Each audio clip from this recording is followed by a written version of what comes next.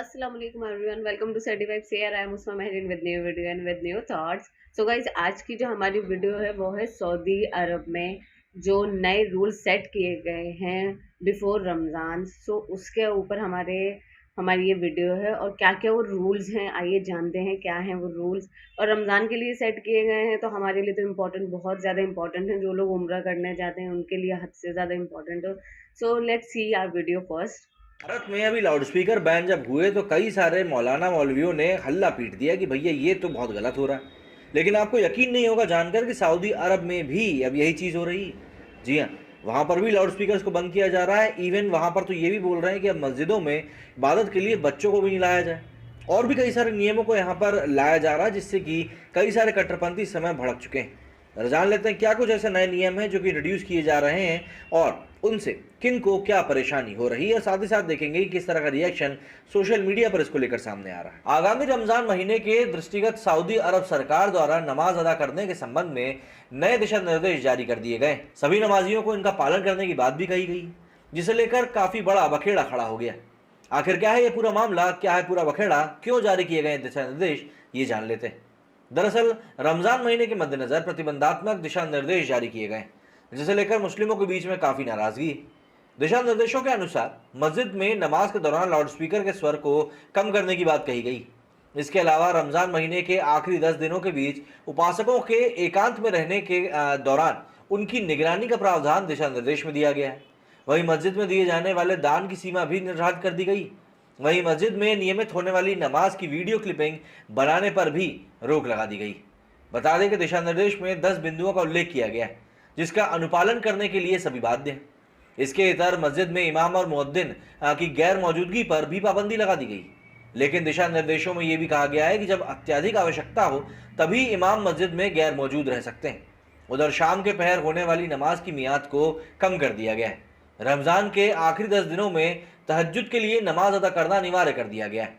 वहीं मस्जिद में होने वाली हर प्रकार की गतिविधियों को वीडियो और तस्वीरों में कैद करने पर पाबंदी लगा दी गई है। नए दिशा निर्देशों के मुताबिक उपासकों के लिए मस्जिद में खाना बनाने के लिए जो चंदा एकत्रित किया जाता है उस पर भी अब रोक लगा दी गई। वहीं अब इमाम को खुद के धन से उपासकों के लिए भोजन की व्यवस्था करनी होगी। इसके अलावा मस्जिद में बच्चों के आने पर भी पाबंदी लगा दी गई है। मतलब ये तो कुछ ज्यादा ही बड़ी बातें हो गई। वहीं इन सभी डायरेक्शंस को लेकर मुस्लिमों के बीच में अब आक्रोश देखने को मिल रहा है। कई मुस्लिम देशों ने सामने आकर सऊदी अरब द्वारा जारी किए गए इन डायरेक्शंस की आलोचना करी। इसके अलावा कुछ मुस्लिम विद्वानों ने सऊदी अरब के क्राउन प्रिंस मोहम्मद बिन सलमान पर आरोप लगाया है कि वो इस्लामिक परंपराओं को कुचलकर पाश्चात्य परंपराओं को फलीभूत करने की दिशा में प्रतिबद्ध हो गए, जो कि अपने आप में घटिया कृत्य है। मतलब सीधी सी बात है, यहाँ पर आरोप लगाया जा रहा है कि यहाँ पर वेस्टर्नाइजेशन हो रहा है।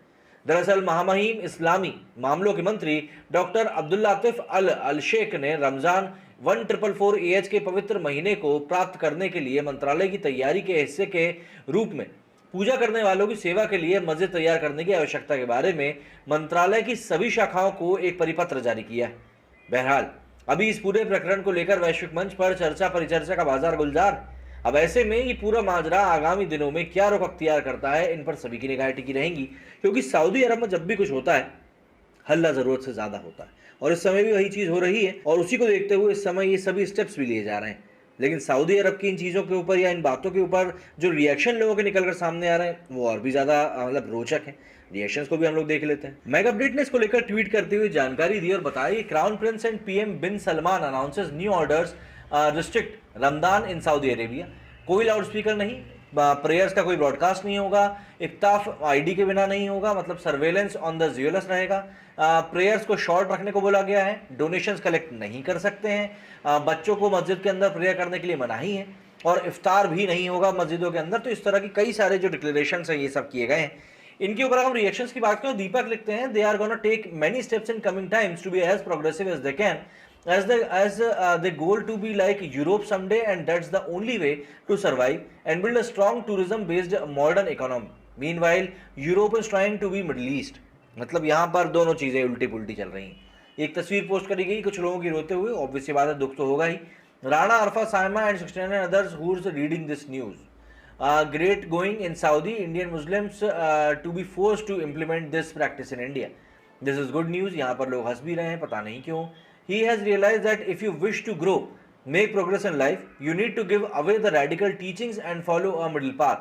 He is therefore trying to modernize this medieval region so that Saudi Muslims can progress. Hope the Muslims of India Pak will learn soon. Long live Crown Prince bin Salman of the great land Saudi Arabia should be implemented in India too. When we citizens of India will be relieved of this 5 times, oh बाप रे भैया. Mullahs in India right now जो का होगा भैया. The calls for a fatwa from all the Indian secular, peaceful, tolerant, constitutional, abiding, road blocking madarsik. बाप रे. अब्दुल ने बोला करने का मतलब करने का, अब्बू अब्बू ने बोला मतलब करने का मतलब करने का. Need to keep this tweet as pin as we may require this during their festival month to show them the mirror. In India it will be exactly opposite as Saudi Arabia because ours are क्या बोले हम great announcement as far as the world and nature is considered. India should also focus on such issues irrespective of the religion. Imagine the courage required to do that in KSI. Only MBS Mohammad bin Salman could have done this. तो इस तरह के कुछ reactions निकल कर सामने आ रहे हैं और पब्लिक जाहिर तौर पर यहाँ पे एक मिक्स्ड फीलिंग्स के साथ में इस चीज़ को मान रही है. लेकिन बात यही है कि लास्ट ईयर भी इन्होंने मक्का मदीना के आसपास इस तरह के कुछ नियमों को लागू करने की कोशिश करी थी, तब भी काफ़ी लोगों को इसका बुरा लग गया था और काफ़ी बैकलैश का सामना करना पड़ा था. अब देखना ये होगा कि इस समय कैसा की रिएक्शन सामने आता है. मेरे स्टूडियो फिलहाल इतना ही. जय हिंद, जय भारत. सो गाइज, ये जो रूल्स एंड रेगुलेशंस अभी नए आए हैं फॉर मक्का मदीना, और ये कितना इम्प्लीमेंट होंगे नहीं होंगे ये तो अल्लाह ही जाने. बट इसमें कुछ रूल्स ऐसे हैं, मुझे तो समझ ही नहीं आता कि किंग को हुआ क्या है. लाइक उस सऊदी अरेबिया में इतने चेंजेस क्यों लाए जा रहे हैं, जबकि इतने टाइम से वहाँ पे इस्लाम को लेके इतनी चीज़ें हो रही हैं. जहाँ पे कतर ने फीफा वर्ल्ड कप के टाइम पे इस्लाम को इतना आगे बढ़ाया है, वहीं पे सऊदी अरब में इतने चेंजेस आने पे क्यों इस्लाम को इतना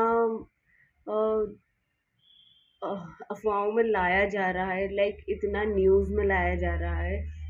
ठीक है, वीडियो रिकॉर्डिंग्स आप रिस्ट्रिक्ट करो, लेकिन उन चीज़ों के ऊपर जो लोग आपको लगता है कि इनअप्रोप्रिएटली उसे वीडियो शूट कर रहे हैं या फोटोज क्लिक कर रहे हैं, लोगों के खुद की सेल्फीज के ऊपर आप रिस्ट्रिक्शंस लगा दो. वहाँ पे मॉस्क के अंदर, मक्का मदीना के अंदर आप वहाँ पे रिस्ट्रिक्शंस लगा दो, या बच्चों के लिए आप एज रिस्ट्रिक्शंस लगा दो कि बच्चों इस एज से ज़्यादा बच्चे नहीं आ सकते.